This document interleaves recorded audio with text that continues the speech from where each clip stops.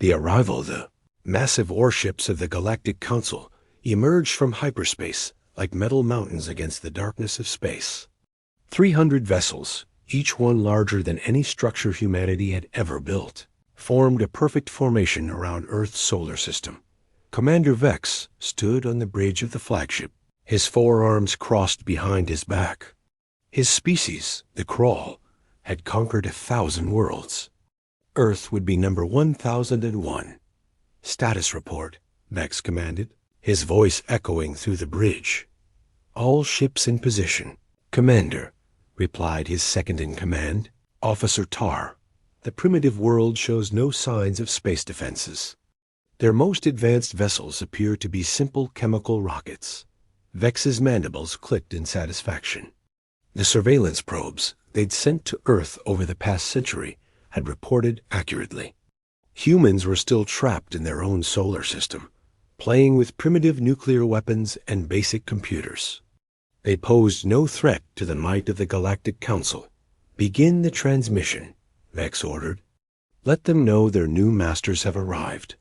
But before Officer Tar could comply, every screen on the bridge flickered to life. A human face appeared, a middle-aged woman with gray hair and sharp eyes. She was smiling. "Greetings, Commander Vex of the Galactic Council," the woman said in perfect Crawl dialect. "I am President Maria of United Earth. We've been expecting you." The bridge fell silent. Every alien crew member stared at the screens in shock. "How ... Vex began. But Maria continued. 50 years ago, we found your first probe," she said calmly. "It was cleverly hidden in our asteroid belt, but humans are naturally curious creatures. We took it apart, studied it, learned from it." Officer Tar frantically checked his instruments. "Commander, I'm detecting unusual energy signatures from Earth's moon. These readings, they shouldn't be possible." Maria's smile widened. "You thought you were laying a trap for Earth, Commander. But let me share something about humans. We're very good at learning. And we're even better at pretending to be weak when we're actually strong." The space around the Galactic Council's fleet began to shimmer. Invisible energy fields materialized, forming a massive cage around the alien armada. 40 years ago, Maria continued, we developed quantum tunneling technology. 30 years ago, we mastered faster-than-light communication. 20 years ago, we built our first interdimensional gateway. But we kept it all hidden, maintaining the appearance of a primitive world while we prepared. Vex's four eyes widened as the implications hit him. "You knew we were coming." "We knew you were watching," Maria corrected. "Every probe you sent taught us more about your technology, your tactics, your weaknesses. We reverse-engineered your scanning systems and learned how to hide our true capabilities." On the tactical display, new contacts began appearing. Not around Earth, but throughout the solar system.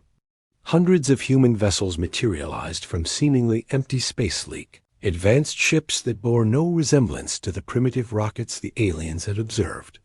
"For 50 years, we've been building," Maria said. "Not just ships and weapons, but an entire hidden civilization. Mars has underground cities. Jupiter's moons host our military bases. And the asteroid belt? That's where we've been mining resources for our fleet." Commander Vex tried to give orders, but his communication systems were already being jammed. The trap he'd thought he was closing on Earth had instead closed on him. "You see, Commander," Maria said, her tone becoming serious, "humanity learned something important from your probes. The galaxy sees us as primitive, dangerous animals to be caged or destroyed. So we decided to show you what humans really are: survivors who turn every disadvantage into an opportunity." The energy field around the alien fleet pulsed, and Vex realized with growing dread that his 300 warships, the pride of the Galactic Council, were now completely trapped. "Welcome to Earth space, Commander Vex," President Maria said.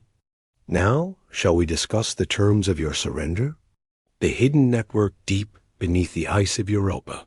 Admiral Jack stood in the command center of Earth's most secret military installation. The room hummed with activity as dozens of officers monitored screens showing not just the trapped alien fleet, but positions across the entire galaxy. Phase 1 complete, reported Captain Lisa from her station. The Galactic Council's fleet is fully contained. Jack nodded, his weathered face showing no emotion.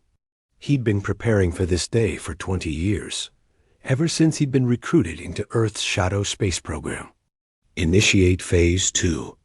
It's time to show them how far our network extends. Light years away, in the Galactic Council's capital station, orbiting the star Proxima, alarms suddenly began blaring. Controller Dex, a reptilian creature with scales that changed color with emotion, watched in confusion as human ships appeared on his sensors.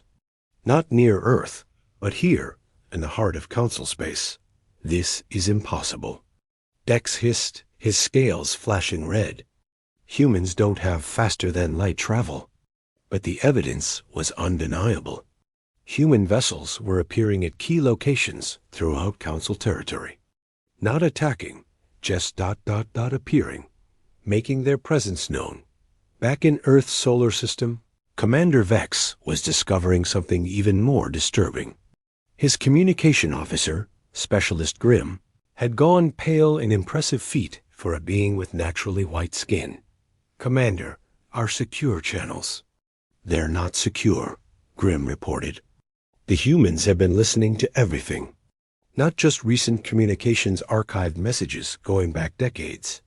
On the main screen, President Maria's image was replaced by a young man in a lab coat. "Hello, Commander Vex. I'm Dr. Smith," he said cheerfully. "I wanted to thank you for the wonderful technology you've been sending our way. Those probes of yours were like textbooks for us."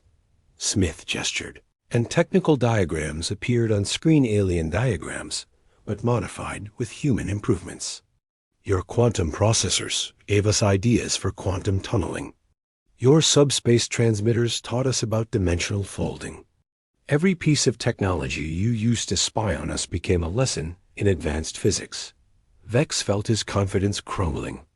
But our probes were protected by encryption codes that would take millions of years to break. "With conventional computers, yes," Smith agreed. "But humans have this amazing ability.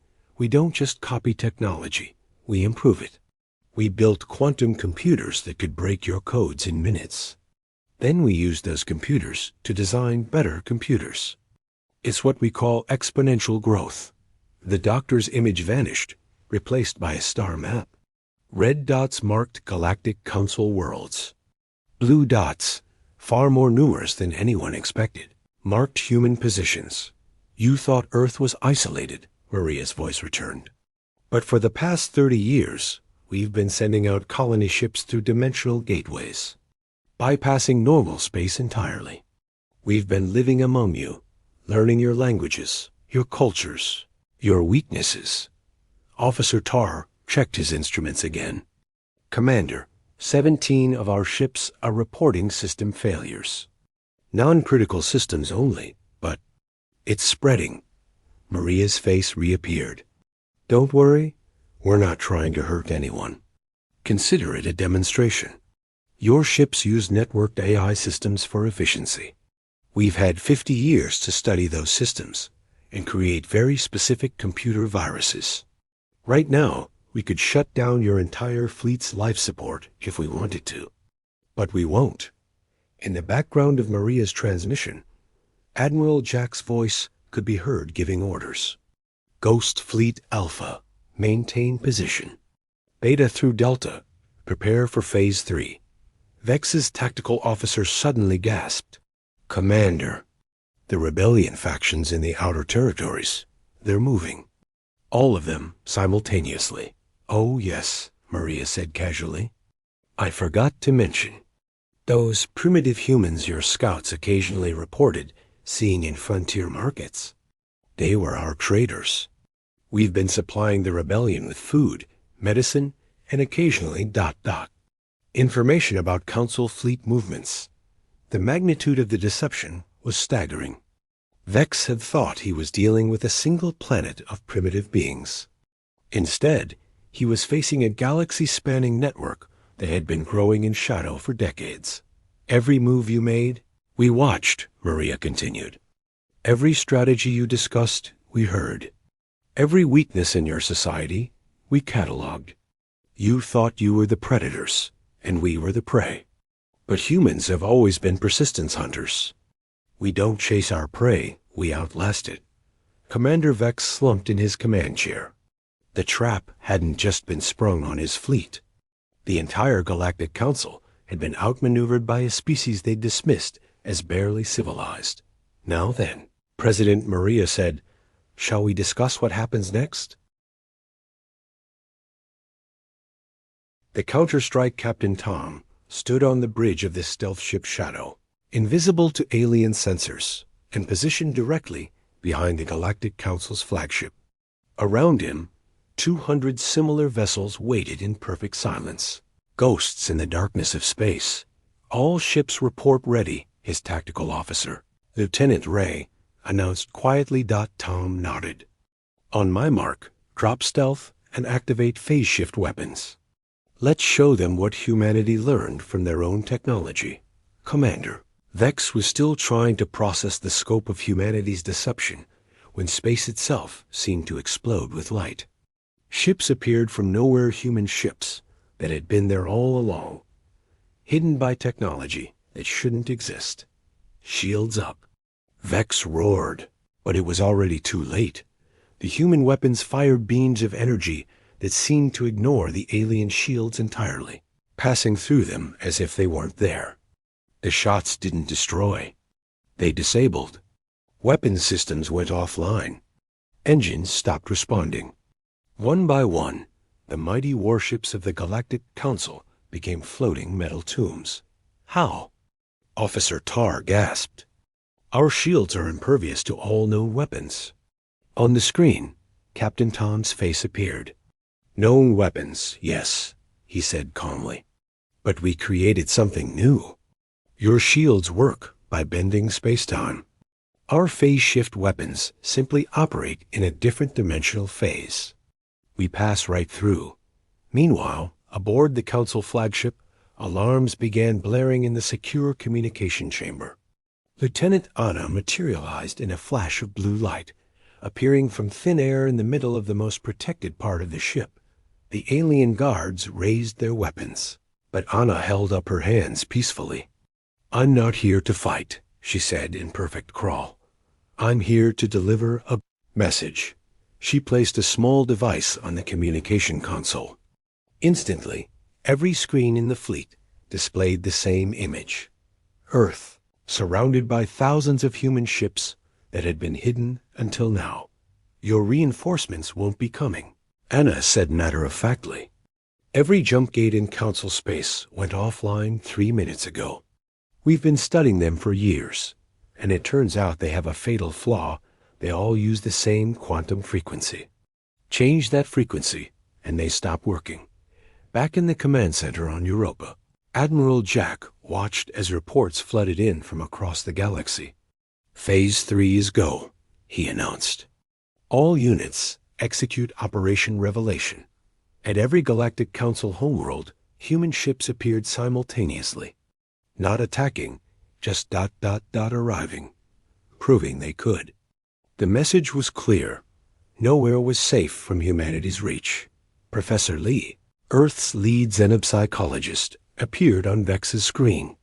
An elderly woman with kind eyes. She spoke gently. "Commander, we've been studying your species for 50 years. We know your fears, your instincts, your automatic responses. We designed this entire encounter to trigger your surrender reflexes, not your fight reflexes."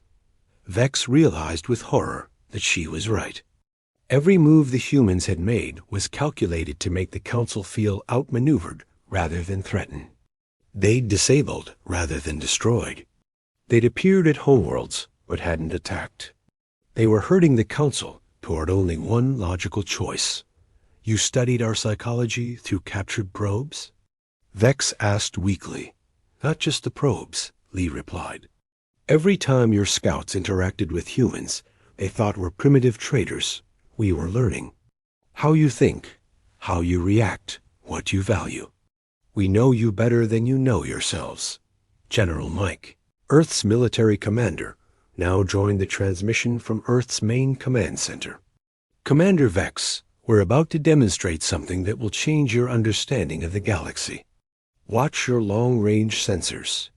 On the tactical display, something impossible happened. Every faster-than-light signature in the galaxy, every ship using FTL drive, every active jump gate, every subspace transmission suddenly vanished. For the next 60 seconds, nothing in the galaxy can travel faster than light except human vessels, Mike explained. We call it the silence. We developed it as a last resort, but we want you to understand, if humanity wanted to, we could trap every spacefaring civilization in their own solar systems forever. The 60 seconds passed like hours. Then, as suddenly as it had vanished, FTL capability returned to the galaxy.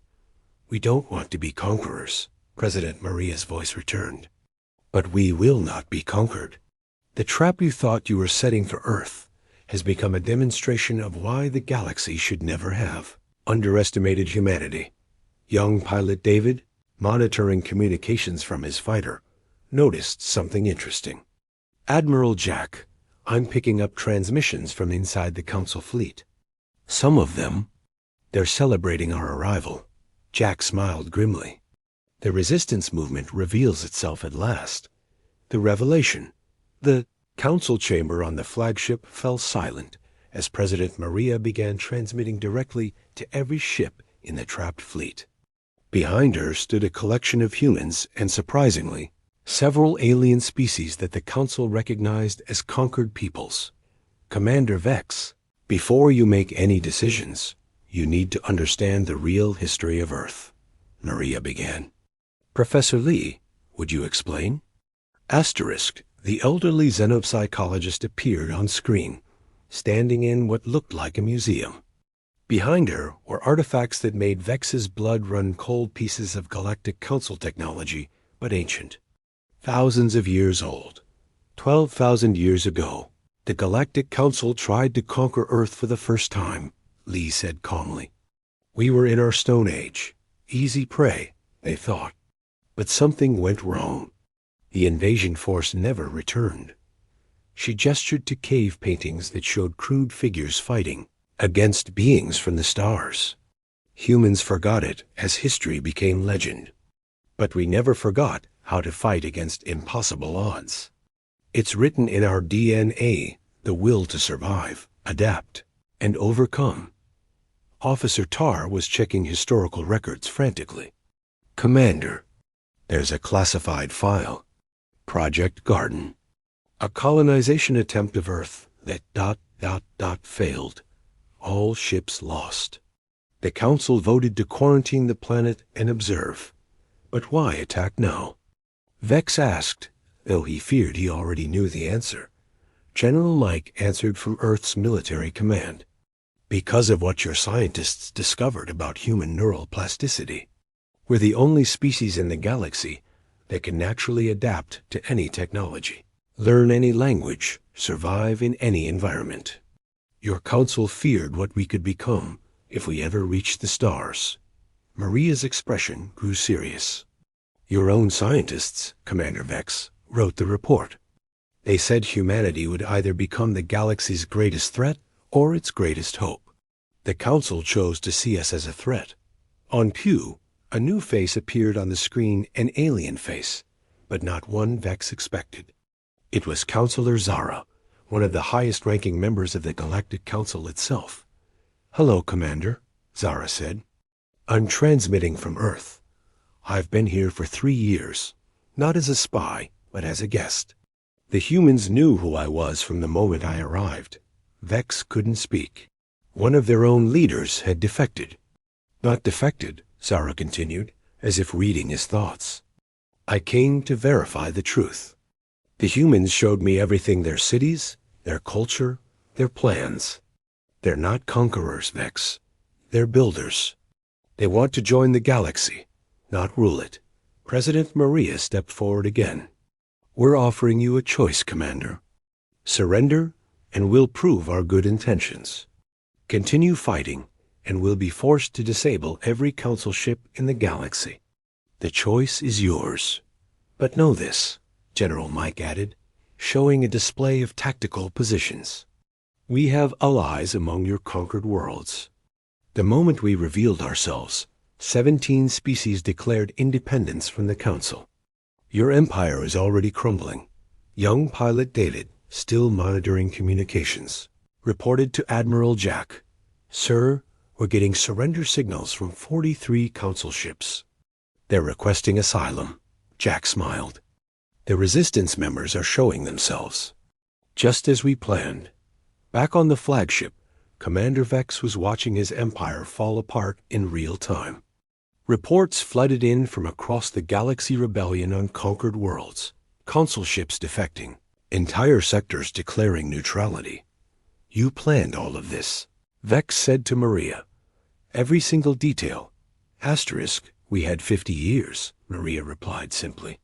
"Humans are very good at long-term planning when our survival is at stake. But we're even better at something else, forgiveness. Surrender, Commander. Let us show you what humanity can offer the galaxy." Engineer Bob appeared on a secondary screen, standing in front of a massive construction. "Commander, I want to show you something. This is our gift to the galaxy, a new type of jump gate that doesn't require rare elements to build. We could revolutionize galactic travel, connect isolated worlds, bring prosperity to everyone. But only in peace." The revelation was staggering. Humans hadn't just prepared for war. They'd prepared for peace. They'd developed technologies to help, not just harm. "Your own people are divided, Commander," Professor Lee said gently. "Our intelligence shows that 60% of the Council never wanted this war. They were overruled by fear. But fear doesn't have to guide the galaxy anymore." Commander Vex looked at his officers. Some were afraid, some were angry, but many looked ... relieved. The war they'd never wanted was ending before it began. Maria smiled warmly. "You go home, Commander. All of you. And next month, we meet as equals to discuss the future, a future we build together." The New Order Commander Vex stood on the bridge of his flagship, now powered down and surrounded by human vessels. The moment had come. He opened a channel to all Council ships. "Forces of the Galactic Council," he announced, his voice heavy but clear. "I hereby order all ships to stand down. We surrender to United Earth." The words echoed through space, picked up and retransmitted to every corner of the galaxy. An empire that had stood for 10,000 years had just surrendered to a species that had been considered primitive. Only hours ago, President Maria appeared on every screen in the galaxy simultaneously, technical feat that shouldn't have been possible. "Citizens of the galaxy, this is President Maria of United Earth. Today marks not an ending, but a beginning. The age of conquest is over. The age of cooperation begins now." She stood aside, and the screen showed something remarkable: humans and aliens working side by side in laboratories, factories, and hospitals across dozens of worlds. "For 30 years, humans have been living among you, not as conquerors, but as neighbors. We've been healing your sick, teaching your children, and learning from your cultures. Now we can do so openly." Admiral Jack coordinated the massive logistics of standing down 2 fleets. "All human vessels, deactivate weapons and activate rescue protocols. Any Council ship needing assistance, we're here to help." Within hours, human engineers were aboard Council ships, repairing the systems they had disabled. The aliens watched in amazement as humans fixed technology they shouldn't even understand, often improving it in the process. 3 weeks later, the Grand Assembly Hall on Terra Nova, humanity's first official colony, hosted the largest gathering in galactic history. Representatives from every known species were present. including many who hadn't been free to speak for themselves in millennia. President Maria stood before them all. We offer the galaxy a new path. Not an empire ruled by fear, but a federation built on mutual respect. Earth will share its dimensional jump technology, its medical advances, its agricultural innovations. In return, we ask only for peace and the right to explore the stars freely. Counselor Zara, now serving as a bridge between the old order and the new, presented the treaty. The United Galactic Federation. Every species gets a voice. Every world gets a vote. No more conquered peoples, only partners.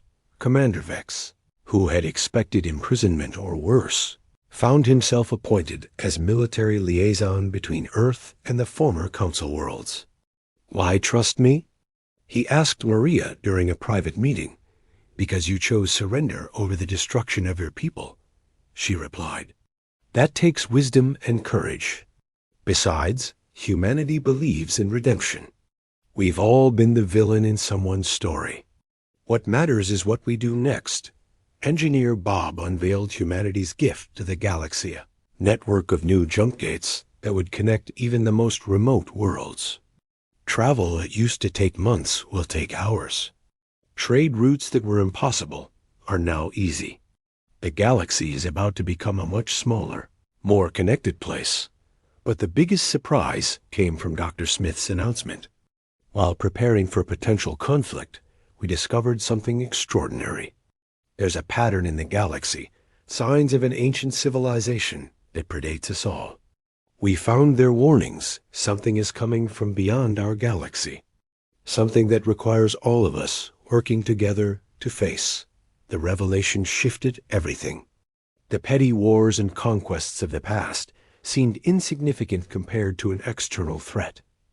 General, Mike presented the defense plan.